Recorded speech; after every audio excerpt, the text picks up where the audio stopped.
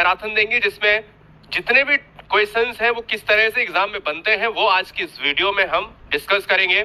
और दूसरी मैराथन रहेगी डिटेल अध्ययन, यानी अगर आपके बहुत सारे कमेंट इस वीडियो में आए तो एक ही वीडियो में डिटेल अध्ययन की सारी क्लास आपको नोट्स के साथ हम दे देंगे। तो आज की महा मैराथन क्लास में आपके सभी कॉन्सेप्ट, जितने भी पीवाईक्यू हैं, जितने भी परीक्षा पर आने वाले क्वेश्चंस हैं, यानी पिछले आए हुए क्वेश्चन, साथ ही साथ जो संभावित प्रश्न हैं, वो आज की इस वीडियो में हम डिस्कस करेंगे। Are you ready guys? चलता हूं, शुरू करता हूं आज की ये वीडियो और बहुत लेवल के साथ शुरू करूंगा। एक एक कॉन्सेप्ट को बहुत तगड़े से चीजों को यहां पर हम रखने की कोशिश करेंगे। बस आपकी कोशिश ये होनी चाहिए कि क्वेश्चंस को कैसे हम कर पाए। Guruji word exam study application download कर लीजिएगा। किताब से लेकर बहुत सारे नोट्स आपको फ्री में नहीं। गुरुजी भी हाई सीटेट विकास की प्रक्रिया के बारे में सही है, भी हाई सीटेट लिखकर भी मैसेज कर सकते हो। पहला प्रश्न आपके स्क्रीन पर है, आपको लॉक करना है। पहला प्रश्न आपके स्क्रीन पर है, आपको ध्यान देना है कि निम्नलिखित में कौन सा कथन व्यक्ति के विकास की प्रक्रिया के बारे में सही है। बिल्कुल जीरो से उठाऊंगा और एक बार सारे बच्चे ये मन बना लेना कि वीडियो अगर क्लिक किया है तो वीडियो को अंतिम रूप देना है, क्योंकि क्लिक करना आसान होता है और उसे पूरी तरह से समाप्त करना आसान नहीं होता है। चलें हम ये देखेंगे कि लास्ट तक हमारे साथ कौन बना है। पहला प्रश्न आपके स्क्रीन पर है कि निम्नलिखित में कौन सा कथन व्यक्ति के विकास की प्रक्रिया के बारे में सही है। विकास की प्रक्रिया एक दिशा होती है। देखिए, अगर आप बात करते हो विकास की प्रक्रिया, क्या वाकई में डेवलपमेंट एक ऐसा प्रोसेस है जो केवल एक दिशा की बात करता है? पर हमें तो ये पता है कि development is a multi dimensional. Development multi dimensional है, यानी वो बहुआयामी, बहुदिशीय है। तो हम इसको बिल्कुल नहीं ले सकते। यह केवल व्यक्ति की आनुवंशिकता से प्रभावित होता है? जी बिल्कुल नहीं, क्योंकि हेरिडिटी ही नहीं बल्कि हेरिडिटी के साथ साथ एनवायरनमेंट भी बहुत आवश्यक होता है। तो ये दोनों चीजें होनी चाहिए, पर यहाँ पर केवल की बात करी गई, हेरिडिटी। विकास की प्रक्रिया में सांस्कृतिक विविधताएं होती हैं, सही है। और विकास केवल वातावरणीय, मैंने कहा कि केवल ना तो आप हेरिडिटी ले सकते हो ना ही अकेले में एनवायरनमेंट ले सकते हो, तो इसलिए डी ऑप्शन भी गया। आंसर केवल जाएगा सी के साथ कि विकास की प्रक्रिया में सांस्कृतिक विविधताएं होती हैं, तो इसको आप लॉक कर लीजिएगा, सी ऑप्शन। अगला क्वेश्चन है कि शीर्षगामी सिद्धांत विकास के किस क्षेत्र पर लागू होता है। अब शीर्षगामी सिद्धांत की बात करते हैं तो जैसे ही अगर आप बात करते हो जैसे आपने देखा होगा कि बच्चे का जो विकास होता है वो सिर से पैर की तरफ होता है और बच्चे का जो विकास होता है वो केंद्र से बाहर की तरफ होता है। केंद्र से बाहर की तरफ जो होता है इसको आप कहते हो प्रॉक्सिमोडिस्टल और सिर से बाहर पैर की तरफ कहते हो इसको सेफेलोकेडल। तो ये सारी चीजें जो है विकास के दिशा के सिद्धांत के अंतर्गत आता है।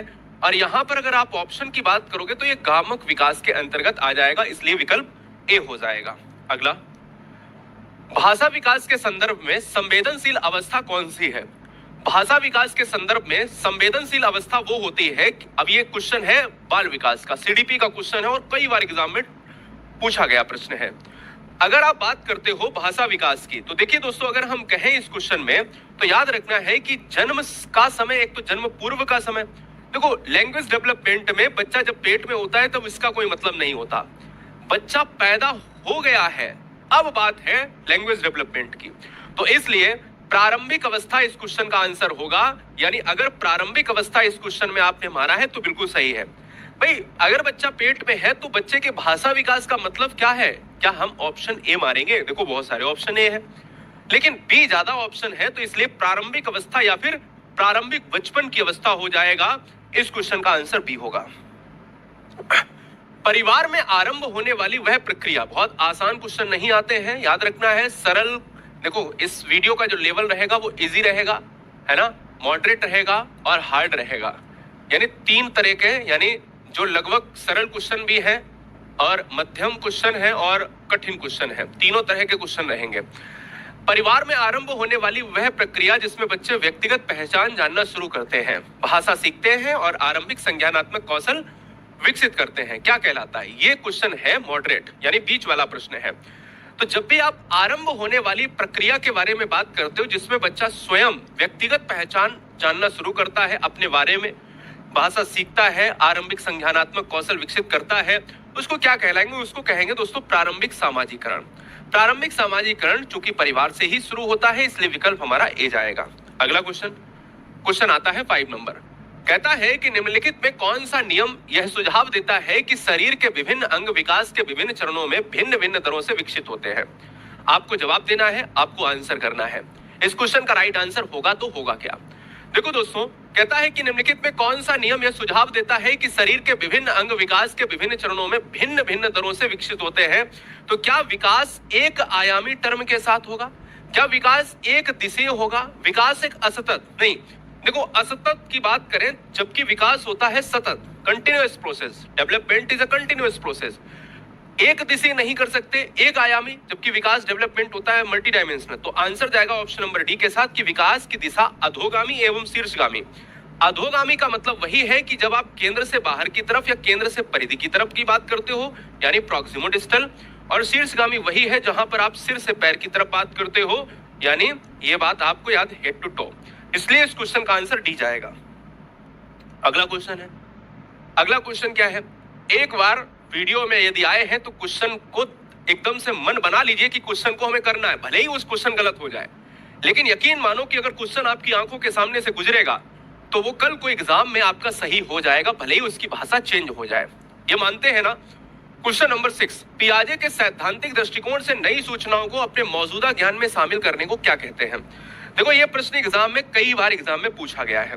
मान लीजिएगा कि कोई भी चीज है ना, पुरानी चीज है और कोई नई चीज है, ठीक है।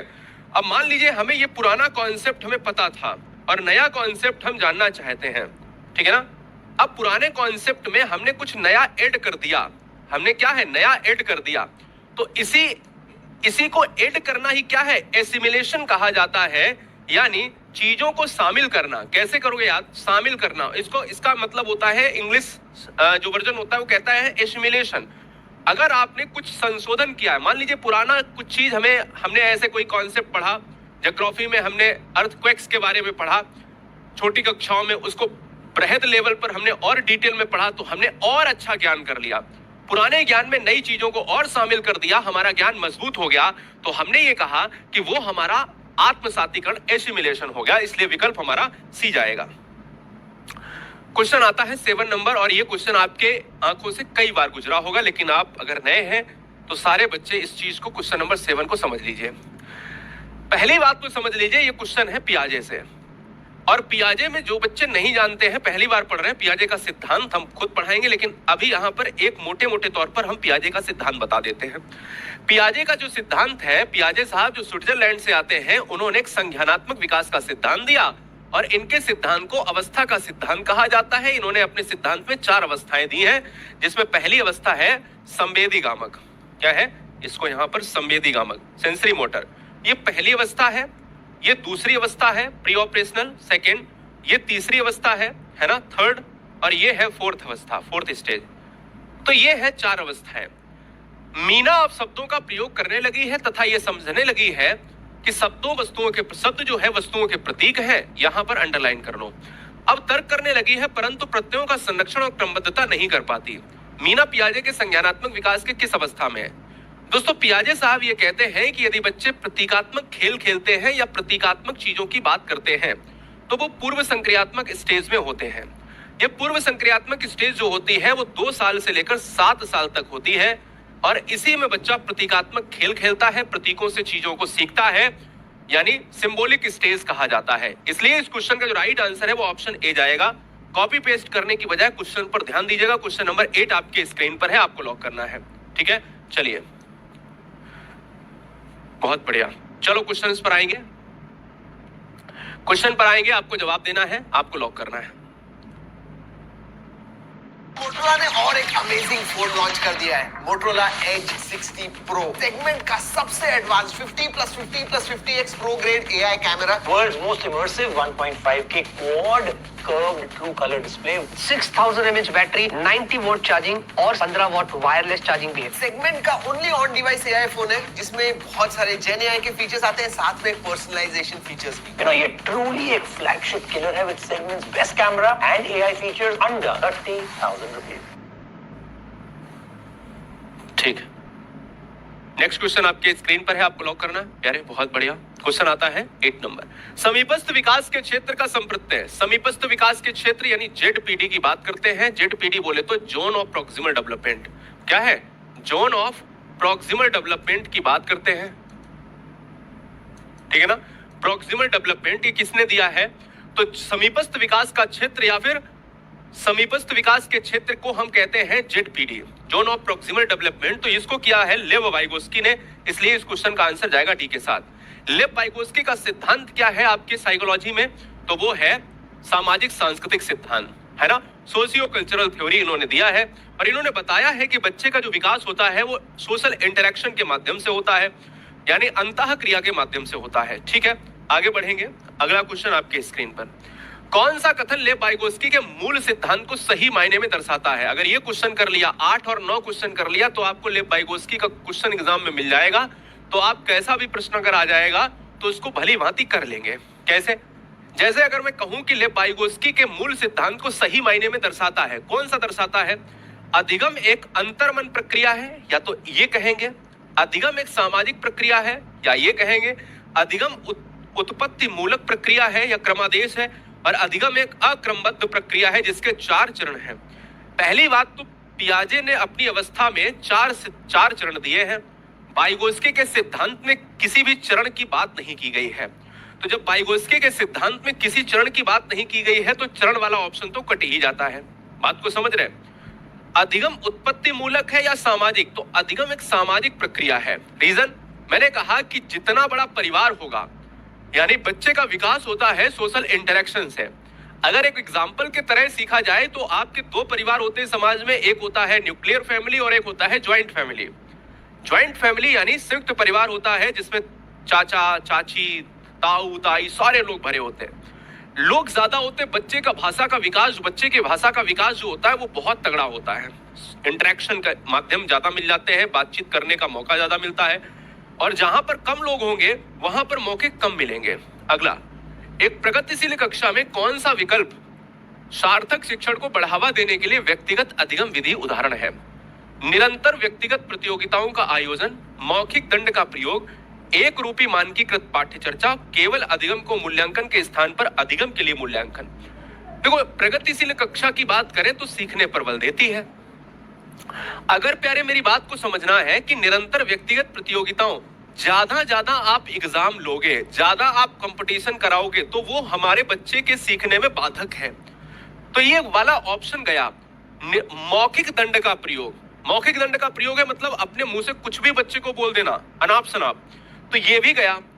एक रूपी मानकीकृत, और जो मानकीकृत होता है वो निगेटिव टर्म होता है कि नहीं, मानकीकृत परीक्षण क्या होता है, पाठ्य चर्चा क्या होती है, सख्त ढांचे पर आधारित होता है। तो इसलिए ये विकल्प सी भी गया। अब विकल्प जाएगा डी। क्या? अब आप कहोगे कि सर इसमें तो केवल लगा था, आपने कैसे? अब क्वेश्चन तो सही से पढ़ो। केवल अधिगम का मूल्यांकन के स्थान पर, यानी इसके स्थान पर क्या अधिगम के लिए मूल्यांकन पर बल देना, क्या है बल देना, ये बात आपको ध्यान में रखनी है। क्लियर है? ये सही तरीके से आपको चीजों को समझना है। अगला कॉन्सेप्ट क्या होगा? तो प्रश्न को ध्यान से पढ़ा करो कि क्वेश्चन क्या कह रहा है, क्वेश्चन क्या कह रहा है। चलो बताओ। ठीक है, निम्नलिखित में कौन सा विकास का सिद्धांत इस बात का समर्थन करता है कि बच्चे में संज्ञानात्मक विकास सांकेतिक भाषा विकास का पूर्वगामी है? अब ये मुझे बताओ, संज्ञानात्मक विकास के पॉइंट कौन डिस्कस करता है? अगर आप सीडीपी की बात करते हो तो संज्ञानात्मक विकास के सिद्धांत की बात आप कर रहे हो, तो वो आप पियाजे की बात करते हो। माफ कीजिएगा, यहां थोड़ा सा मिसप्रिंट हुआ, वाइगोस्की की बात कर रहा है, पियाजे की बात कर रहा है।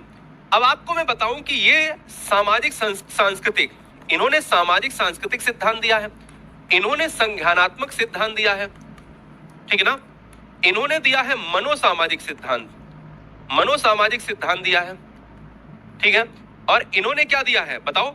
समाज के द्वारा जो आपका कहते हैं ना अवलोकन का सिद्धांत, अवलोकन, ऑब्जर्वेशन, बच्चा जैसा देखेगा वैसा ही व्यवहार करेगा, ये भी सामाजिक चीजों से जुड़ा हुआ है। तो फिलहाल इस क्वेश्चन का आंसर ए जाएगा। जेंडर रूढ़िवादिता को रोकने के लिए एक अध्यापक द्वारा कक्षा में प्रयोग की जाने वाली कौन सी विधि उचित नहीं है? बड़ा अच्छा क्वेश्चन है। 12 नंबर बहुत महत्वपूर्ण है। 12 नंबर क्या है? बहुत महत्वपूर्ण है आपके लिए, एग्जाम के लिए। जेंडर पक्षपात को चुनौती देना, पहला, ध्यान से करना। कक्षा में बालक बालिकाओं को अलग अलग बैठाने की व्यवस्था करना, दूसरा। तीसरा कह रहा है जेंडर भेदभाव पर चर्चा करना, और डी कहता है ऐसे उदाहरणों का प्रयोग करना जिनमें लड़के और लड़कियां गैर परंपरावादी भूमिकाओं में दिखाई दें। जेंडर रूढ़िवादिता की बात करी जाए तो क्या है, स्टेरियोटाइप में अगर देखा जाए तो कहते हैं कि जो समाज में चीजों को बिना किसी तथ्य के मान लेना कि नहीं लड़कियां ऐसा काम करेंगी, लड़के ऐसा काम करेंगे, लड़कियां ऑफिस नहीं जाएंगी, लड़के ऑफिस जाएंगे, या भारी भरकम काम जो है लड़के करेंगे, ये लड़कों को नीचा दिखाना है, लड़कियों को ऊपर दिखाना। पर समाज में इक्वलिटी का रूल होना चाहिए। पर यहां पर कौन सी विधि उचित नहीं है, तो आंसर आपका बी जाएगा, क्योंकि कक्षा में बालक बालिकाओं को अलग नहीं बैठाया जाता। समावेशी शिक्षा इंक्लूसिव एजुकेशन भी कहती है सारे बच्चों को एक साथ में बैठाओ। इंक्लूसिव एजुकेशन ये कहता है कि एक ही छत के नीचे चाहे कोई धर्म हो, चाहे कोई विशेष भाषा हो, चाहे कोई भी विशेष बच्चे का जेंडर हो, कोई मायने नहीं रखता है, वो सारे बच्चे एक साथ में ही पढ़ेंगे। गलत तो नहीं कह रहा, इसलिए विकल्प बी हो जाएगा। क्वेश्चन आता है 13। पारो अपने पिता की बढ़ई की दुकान में, यानी पारो के जो फादर है वो कारपेंटर है, ठीक है। पारो के फादर कारपेंटर हैं, यानी बढ़ई की दुकान है, ठीक है, जहां पर लकड़ी के ब्लॉक टुकड़े पड़े हुए हैं। सिंपल सी बात है, कारपेंटर की जो दुकान होती है, मेज बनाई जाती है, गेट बनाए जाते हैं, खिड़की बनाई जाती है, तो उसमें भाई टुकड़े होंगे, लकड़ी के ही टुकड़े होंगे। जो ब्लॉक टुकड़े को अपने पिता द्वारा सिखाई गई विधि से सफलतापूर्वक मापती है, उसे हाल ही में EWS स्कीम के तहत एक पब्लिक विद्यालय में प्रवेश मिला है, जहां पर यह शैक्षिक अपेक्षाओं यानी खासकर गणित की सामना करने में असमर्थ है। इस स्थिति में अध्यापक को क्या करना चाहिए कि पारो को कहना चाहिए कि उसमें पढ़ने की क्षमता नहीं है, पारो को परीक्षाएं देनी चाहिए और दोहराव व बेधन को बढ़ावा देना चाहिए। पाठ्यक्रम और अध्ययन सामग्री को पारो के लिए प्रासंगिक बनाया जाना चाहिए और पारो द्वारा विद्यालय के बाहर सीखे गए गणितीय अनुभव का समावेशन करना चाहिए। ऐसा नहीं करना चाहिए कि उसको दोहराना चाहिए, परीक्षाएं ज्यादा देनी चाहिए, या कहना चाहिए कि तुम्हें क्षमता नहीं है। पारो को घर पर सीखे गए ज्ञान को स्कूल से सीखे गए ज्ञान से पृथक नहीं, बल्कि एनसीएफ कहता है इसको जोड़ दीजिए, कनेक्ट कर दीजिए, तो कह रहा पृथक, तो आंसर जाएगा सी के साथ, क्योंकि प्रासंगिक बनाओ और गणितीय अनुभव का समावेशन कीजिए। तो इसलिए इस क्वेश्चन का जो राइट आंसर है वो ऑप्शन जाएगा किसके साथ, सी के साथ। क्वेश्चन आता है 14 नंबर। पटिन कहता है दोस्तों, कहता है ध्वनि लय और शब्दों के अर्थ के प्रति सचेतना किस बुद्धि के मूल है। देखिए, अगर आप बात करते हो ध्वनि लय और शब्द, ये किससे आते हैं, ये आपके आते हैं भाषिक बुद्धि से आते हैं, माफ कीजिएगा, यानी अगर आप अंतर्वैयक्तिक बुद्धि की बात करते हैं, अंतरावैयक्तिक बुद्धि की बात करते हैं, भाषिक बुद्धि की बात करते हैं, या स्थानिक बुद्धि की बात करते हैं, इस क्वेश्चन का आंसर दीजिएगा, फटाक से आंसर देंगे। भाषिक बुद्धि बच्चे कह रहे हैं, क्या बात है, बिल्कुल सही बात।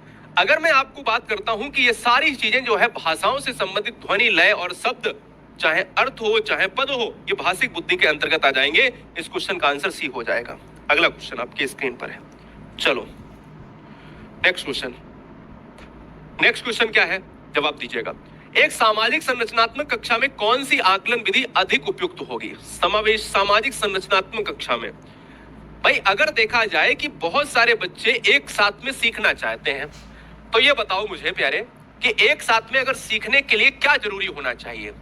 एक साथ में सीखने के लिए बच्चों का एक होना जरूरी होना चाहिए, यानी बच्चे ग्रुप में अगर सीखें, जैसे मात्र स्मरण, यानी अगर आप मेमोराइजेशन की बात करोगे कि नहीं भाई आप स्मरण करिएगा, चीजों को रटिएगा, मानक परीक्षण ऑलरेडी नेगेटिव है, और एक शब्दित्तर वाले वस्तु पूरक प्रश्न, यानी शब्दित्तर होना चाहिए शब्दोत्तर वाले, ठीक है। सहयोगी प्रायोजित कार्य का मतलब है कि इसमें बच्चा ग्रुप में सीखेगा, और ग्रुप का मतलब है कि मोहन सोहन मीना टीना एक साथ में ग्रुप बना लिया जाए और उसको बहुत अच्छी तरह से सहयोगिक प्रायोजित कार्यक्रम के तहत, यानी सहयोगी अधिगम जिसको कहते हैं, उससे बेहतर क्या ही हो सकता है। अगला, सतत एवं व्यापक मूल्यांकन में सतत से क्या तात्पर्य है। बड़ा अच्छा क्वेश्चन है।